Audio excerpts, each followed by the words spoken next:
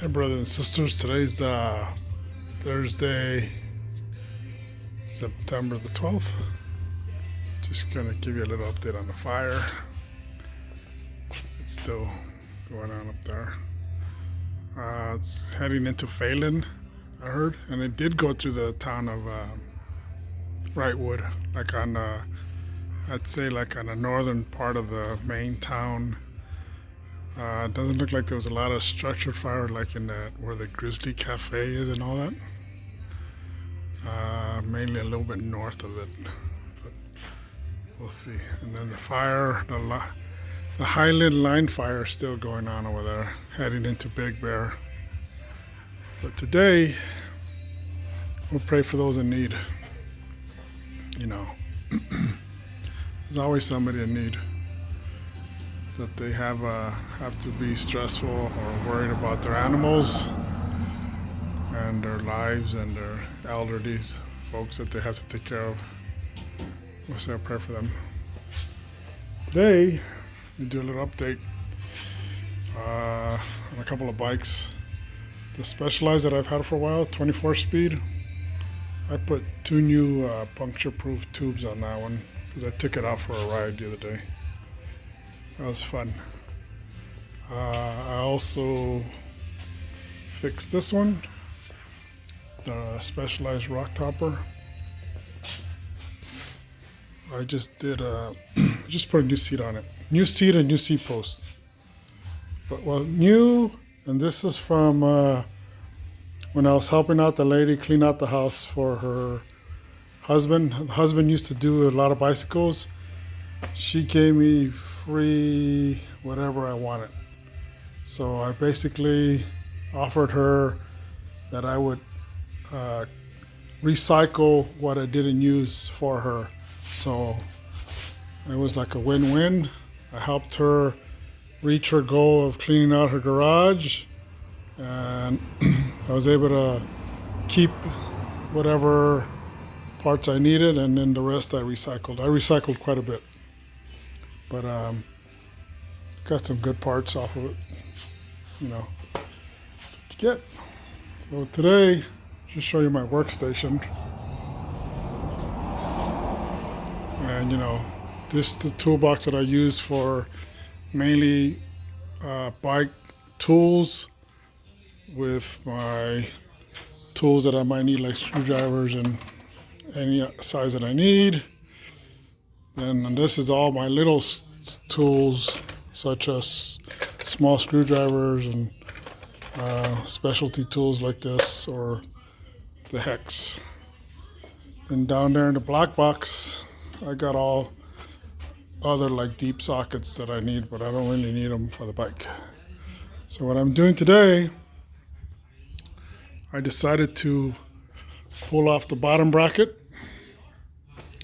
and finish taking some of the paint off, go back to the coral color.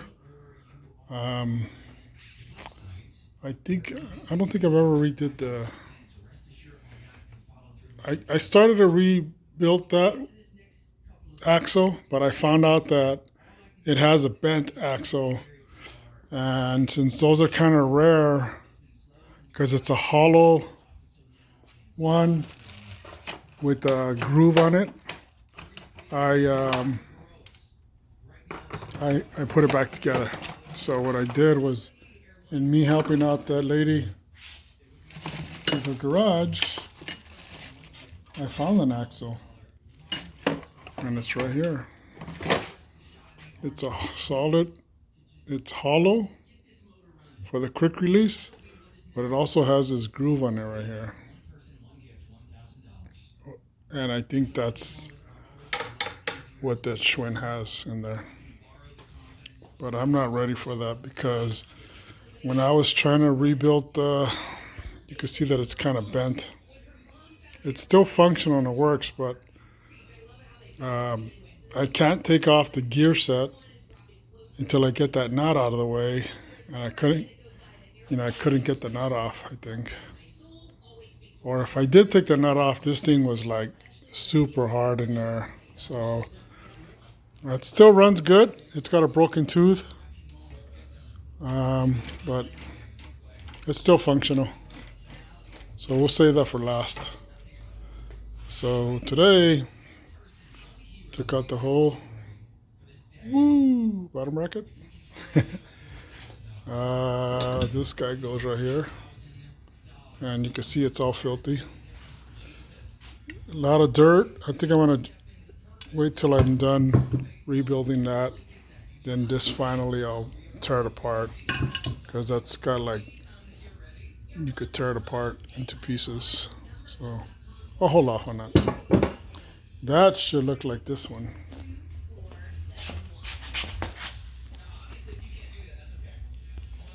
Nice and shiny. That's my other Schwinn Mirada. That's a 1985, that copper one. That's a Schwinn Mirada. And they are, what are they?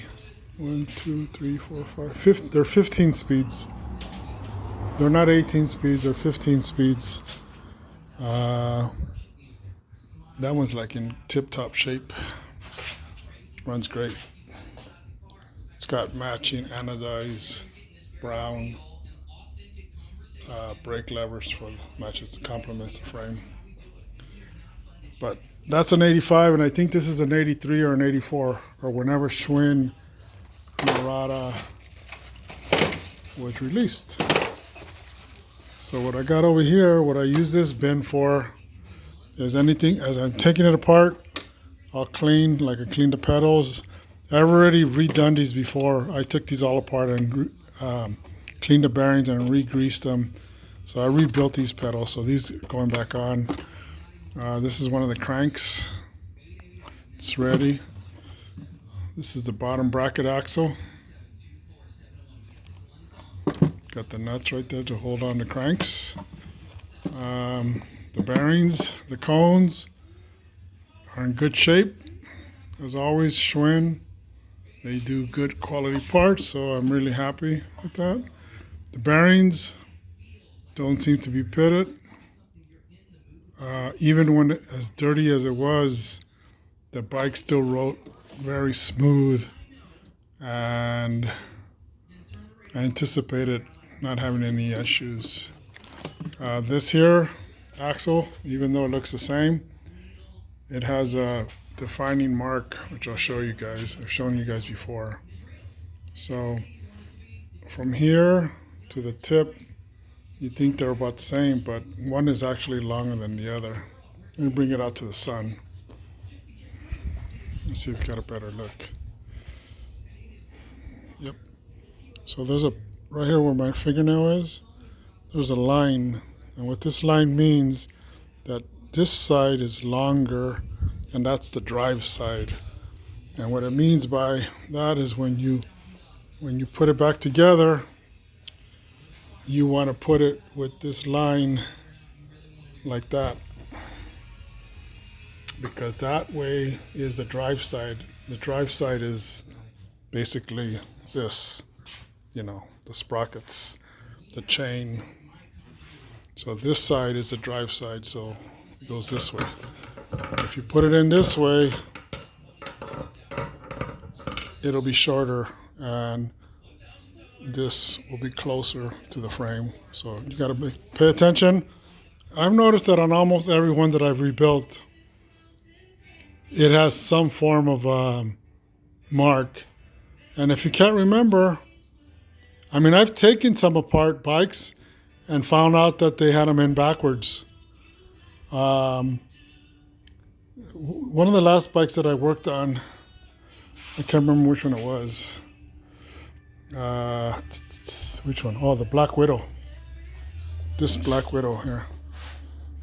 I rebuilt this bike too. I call it the Black Widow because when I brought it home, it had a big Black Widow, and it's mainly all black, so apropos name. But that one, someone rebuilt it. They had it backwards, so I put it in the right place, the right way. So it's good to pay attention as you're tearing them apart. Find out, because it sets the gap right here between the sprocket and the frame. So you want to make sure you pay attention to it. So I fixed that. I'm really happy with the condition of it. It doesn't seem to be pitted at all.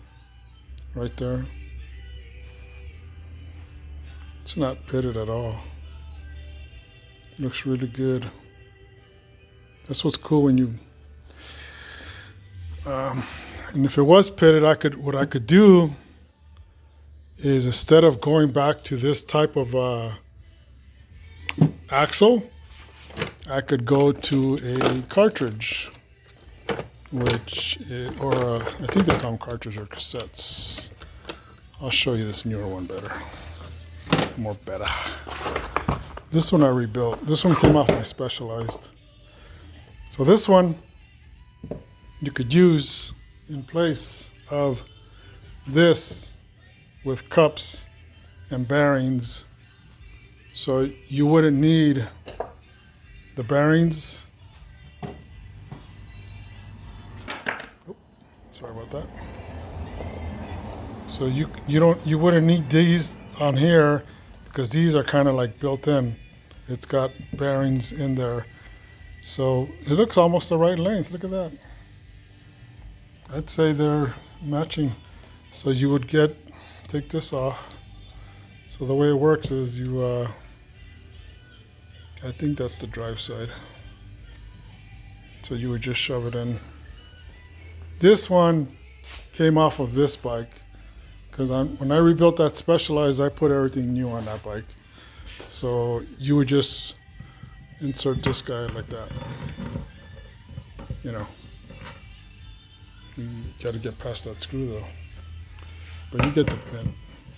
So that's what, in fact, I upgraded one. Yeah. This BRC, when I bought it for $5, the frame, it had a ram, a seat, it had the drivetrain, and it had a chain and a derailleur and a front derailleur, and it had the forks that were broken, and it had a stem and bars.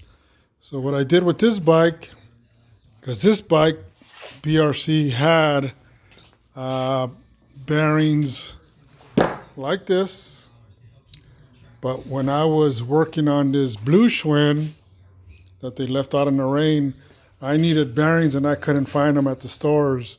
So I took the BRC parts, put them on that bike, fixed that bike, all squared up. And then what I did was I bought a bike made by Giant. And the Giant had a cassette. So I ended up using a cartridge down there in the bottom bracket. So that got updated. And then I put these threadless headsets on there from the Giant bike. That's why it says Giant right there. Because almost like I took like 80% of the parts off the Giant to fix the BRC. And here's the Giant right here outside. This is the Giant frame.